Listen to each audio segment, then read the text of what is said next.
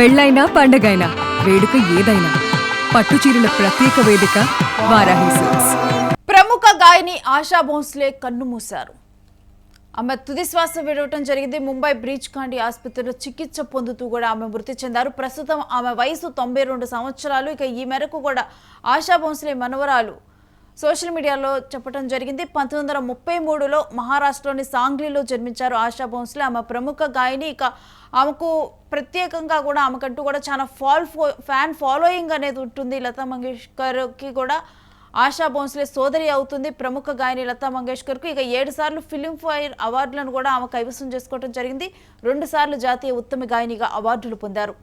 2000 సంవత్సరంలో దాదాసాహెబ్ ఫాల్కే అవార్డును పొందడం జరిగింది. ఇక 2008లో పద్మవిభూషణ్ పురస్కారం అందుకున్నారు ఆశా భోంస్లే. గుండెపోటు ఊపిరితిత్తుల సమస్యతో ఆమె హాస్పిటల్లో జాయిన్ అవ్వడం జరిగింది. శనివారం ముంబైలోని బ్రీచ్ కాండి ఆసుపత్రిలో చేరారు. చికిత్స తీసుకుంటూ తుదిశ్వాస విడిచారు ఆశా భోంస్లే. బాలీవుడ్ ఇండస్ట్రీలో ఆశా భోంస్లేది ఒక ప్రత్యేకమైన స్థానంగా చెప్పొచ్చు. ఆమె పాడినటువంటి పాటలకు ఆమెకి ఎంతో గుర్తింపు ఉంది. ఆమెకంటూ కూడా ఒక ప్రత్యేక స్థానం ఉంది. ఇక ఆమె లేని లోటు అనేది కూడా సినీ ఇండస్ట్రీలో బాలీవుడ్లో కూడా నిజంగా తీర్చలేనటువంటి ఒక లోటు, ఒక ప్రముఖ గాయనిని మనం కోల్పోవటం జరిగింది. దీనికి సంబంధించినటువంటి డీటెయిల్స్ మా ప్రతినిధి ఫిల్మ్ రిపోర్టర్ రవీందర్ సిద్ధంగా ఉన్నారు, వారితో మాట్లాడదాం. ఎస్ రవీందర్, ఆశా భోంస్లే మరణం తీవ్రంగా కూడా కలిచివేస్తూ ఉంది. అంటే ఒక ఇండస్ట్రీలో ఆమె స్థానం అనేది కూడా ఎవరు భర్తీ చేయలేనటువంటి ఒక స్థానం. అలాంటి ఒక భాష కాకుండా దేశవ్యాప్తంగా సంగీత ప్రియులందరికీ కూడా ఈ రోజు ఒక చీకటి రోజు అని చెప్పాలి. ఎందుకంటే ఆశా భోంస్లే గారు ఒక గాయనిగా తనదైన ముద్ర కొన్ని కోట్ల మంది సంగీత ప్రియుల మీద కొన్ని దశాబ్దాల పాటు వేయగలిగారు. సో ఆ ప్రభావం అనేది ఎందరికో స్ఫూర్తినిచ్చి ఎందరో గాయకుల్ని తయారు చేసిందని చెప్పాలి. ఇంకా మనకు లతా ఆశా భోంస్లే విషయానికి వస్తే ఆవిడ పూర్తి పేరు, అసలు పేరు వచ్చేసి ఆశా మంగేష్కర్. అంటే మనకు లతా సుప్రసిద్ధ గాయని లతా మంగేష్కర్ ఎవరైతే ఉన్నారో ఈవిడకు అక్క వరుస అవుతారు. మహారాష్ట్రలోని సాంగ్లీ సొంత ఊరు కాగా పుట్టిన సంవత్సరం వచ్చేసి మనకు 1933 సెప్టెంబర్ 8 ఆశా భోంస్లే గారు జన్మించారు. వీళ్ళదంతా కూడా సంగీత కుటుంబం. తండ్రి దీనానాథ్ మంగేష్కర్ సుప్రసిద్ధ శాస్త్రీయ గాయకులుగా పేరు తెచ్చుకున్నారు. తర్వాత లతా మంగేష్కర్ ఈవిడకు అక్క అవుతారు. వీళ్ళ చెల్లెళ్ళు అంటే మీనా కడికర్, ఉషా మంగేష్కర్, 2 చెల్లెళ్ళు ఉన్నారు. తర్వాత హృదయనాథ్ మంగేష్కర్ అనే ఒక తమ్ముడు. వీళ్ళందరూ కూడా పూర్తిగా సంగీత ప్రపంచంలోనే ఉన్నారు. సో ఆశా భోంస్లే ప్రస్థానం మనకు మరాఠీ సినిమాతో ప్రారంభమైంది 1943లో. హిందీలో మొదటి బ్రేక్ వచ్చేసి మనకు 1948లో విడుదలైన చునరియా సినిమాతో లభించింది. సో మొదట్లో ఆ లతా మంగేష్కర్ అక్క ఎవరైతే ఉన్నారో ఆవిడ చాటున ఉన్నారు అనే ఒక ముద్ర నుంచి తనదైన ఒక ప్రత్యేకమైన ఇంప్రెషన్ అనేది ఆశా భోంస్లే గారు వేయగలిగారు. ముఖ్యంగా సంగీత దర్శకులైన OP Nayyar, SD Burman, RD Burman, Khayyam లాంటి లెజెండరీ మ్యూజిక్ డైరెక్టర్స్ తో ఆశా భోంస్లే గారు పనిచేయడం అనేది అద్భుతమైన ఆల్బమ్లు అనేది తీసుకొచ్చింది. సో ఆర్డి బర్మన్ తో వివాహం చేసుకున్న తర్వాత ఇద్దరి కాంబినేషన్ లో ఎన్నో చార్ట్ బస్టర్ సాంగ్స్ వచ్చాయి.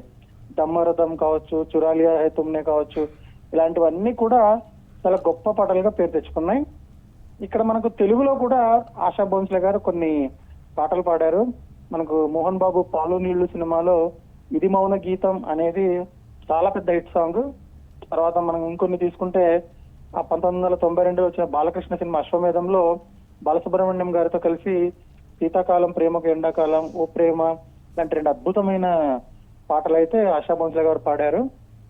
సో మనకు సంగీత చరిత్రలో ఇప్పటిదాకా అత్యధిక పాటలు అంటే 11,000కు పైగా పాటలు పాడిన గాయనిగా 2011లో Guinness book of world record లో ఆశా భోంస్లే గారి పేరు అనేది నమోదైంది.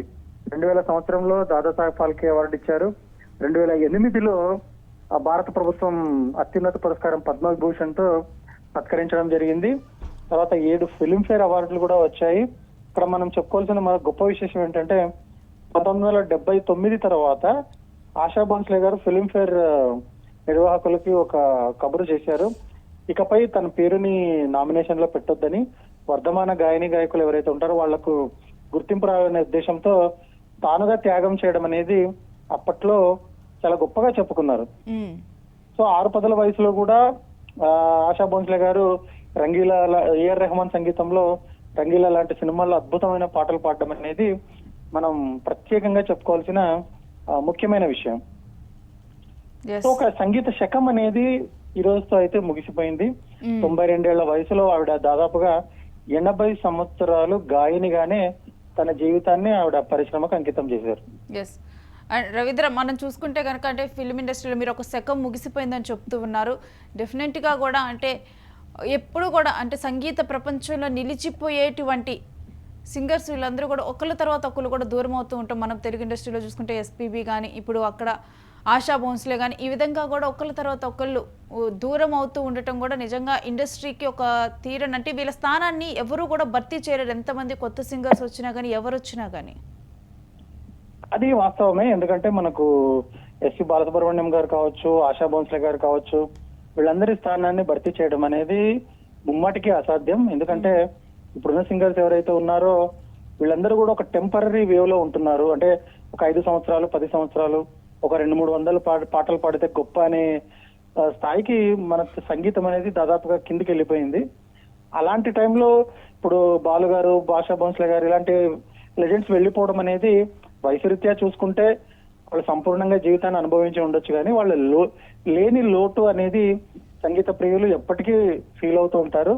ఎందుకంటే ఇప్పటి జనరేషన్ లో 11,000, 20,000 పాటలు పాడడం అనేది కేవలం అది కళలో జరిగే మాటే. కాబట్టి అలాంటి గొప్ప ఘనతలు వీళ్ళెవ్వరూ అందుకోలేరు. సో ఆ రకంగా చూసుకుంటే మనకు ఆశా భోంస్లే గారు ఎప్పటికంటే గతంలోనే కాదు భవిష్యత్తులో కూడా రాబోయే జనరేషన్ లో కూడా ఎందరో గాయనీలకు అంటే సింగర్స్ కు ఒక స్ఫూర్తిగా నిలుస్తారంటే మనకు ఎంత వయసు వచ్చినా మనం కష్టపడాలి, బాగా పాడాలి, గొప్పగా వెళ్ళాలి అనే ఒక ఇన్స్పిరేషన్ అయితే ఆవిడ ఇవ్వగలిగారు. కేవలం సాంప్రదాయ సంగీతమే కాకుండా అంతర్జాతీయ స్థాయిలో కూడా బోయ్ జార్జ్, కోట్ రెడ్ వంటి పాప్ స్టార్స్ తో ఆవిడ పాటలు పాడిన ట్రాక్ రికార్డ్ ఉంది. తర్వాత మనకు 1997 లో లెగసీ ఆల్బమ్, తర్వాత 2005 లో you have stolen my heart album కి ఏవైతే ఆశా భోంస్లే గారు పాడారో వాటికి గ్రామీ అవార్డు నామినేషన్ కూడా జరిగింది. అంటే అవార్డు రాలేదు కానీ నామినేషన్లు అయితే పొందగలిగారు. ఇలాంటి అరుదైన ఘనతలన్నీ కూడా ఆశా భోంస్లే గారి పేరు మీద చాలా ఉన్నాయి. ఎస్. ఇక ప్రముఖులందరూ కూడా సంతాపం తెలుపుతున్నట్లుగా తెలుస్తుంది. అదేవిధంగా సంతాపం అదేవిధంగా ఎక్కడ ఉంచునున్నారు తన పార్థివ దేహాన్ని, ఏంటి పూర్తి డీటెయిల్స్ వీటికి సంబంధించి?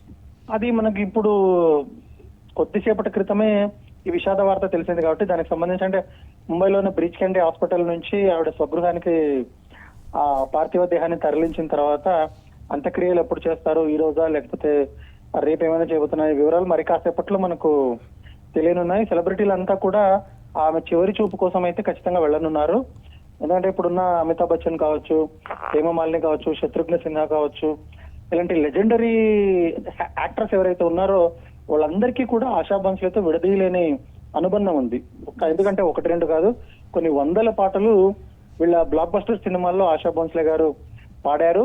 తర్వాత మ్యూజిక్ ఫంక్షన్స్ లో కావచ్చు, ఆడియో లాంచెస్ లో కావచ్చు, ఎన్నో సార్లు వీళ్ళు కలుసుకున్న సందర్భాలు చాలా ఉన్నాయి, పంచుకున్న జ్ఞాపకాలు చాలా ఉన్నాయి. వాళ్ళందరూ కూడా ఇప్పుడు మనం వెలకట్టలేనంత ఒక విషాదంలో అయితే వాళ్ళు ఉండి ఉంటారు. అవన్నీ చూసుకొని మనకు ఈ కార్యక్రమం ఎప్పుడు జరుగుతుంది అనేది ఒక గంటలో తెలిసి వచ్చే అవకాశం ఉంది. S Ravindra, stay with us. మీ దగ్గర నుంచి మరిన్ని డీటెయిల్స్ తీసుకుంటాం. ఇక బాలీవుడ్ ఇండస్ట్రీలో ఒక శకం ముగిసిందిగా చెప్తున్నారు. ఆశా భోంస్లే మరణంతో కూడా వీళ్ళ స్థానం అనేది ఎవరు కూడా భర్తీ చేయలేరు. ఎందుకంటే కొన్ని వందల సాంగ్స్ పాడారు. సుదీర్ఘ కెరీర్లో ఆమె సుమారు 8 దశాబ్దాల పాటు సంగీత ప్రపంచాన్ని శాసించారు. ఆమె గొంతుతో, ఆమె గాత్రంతో. ఇక 20కి పైగా భాషల్లో కూడా 12,000కు పైగా పాటలు పాడి అసలు ప్రపంచంలోనే అత్యధిక పాటలు రికార్డ్ చేసిన గాయనిగా ఇప్పుడు గిన్నిస్ వరల్డ్ రికార్డును కూడా ఆమె సొంతం చేసుకున్నటువంటి ఘనత. ఇక భారత ప్రభుత్వం ఆమెకి పద్మవిభూషణ్, దాదాసాహెబ్ ఫాల్కే అవార్డులతో గౌరవించింది. ఇక ఆమె ప్రముఖ పాటలు మనం ఒకసారి తలుచుకున్నా కానీ అంటే దమ్మారో దమ్ అంటూ కూడా, పియాతు అబ్తో ఆజా, చురాలి ఏహే తుమ్నే వంటి ఇలాంటి వేలాది పాటలు ఈ కాలంలో కూడా ఎంజాయ్ చేసేటువంటి పాటలు ఆమె గాత్రంతో ఆమె వినిపించారు. ఇక ఆమె మరణం కూడా భారతీయ సంగీత ప్రపంచంలో ఒక గొప్ప శకాన్ని ముగించింది. ప్రధాని నరేంద్ర మోదీతో పాటు పలువురు సినీ రాజకీయ ప్రముఖులు కూడా ఆమె మృతి పట్ల సంతాపం వ్యక్తం చేస్తూ ఉన్నారు. ఇక మరి కాసేపట్లో కూడా ఆమె అంటే అంత్యక్రియలకు సంబంధించి కూడా వివరాలు రానున్నాయి. అయితే సందర్శనార్థం అయితే అభిమానులు ప్రముఖుల సందర్శనార్థం సోమవారం ఉదయం ఈ రోజు కూడా 11 గంటల నుంచి రేపు 11 గంటల నుంచి మధ్యాహ్నం 2 గంటల వరకు ఆమె భౌతిక కాయాన్ని ముంబైలోని ఆమె నివాసంలో ఉంచుతారు. తర్వాత అంతిమ యాత్ర సోమవారం సాయంత్రం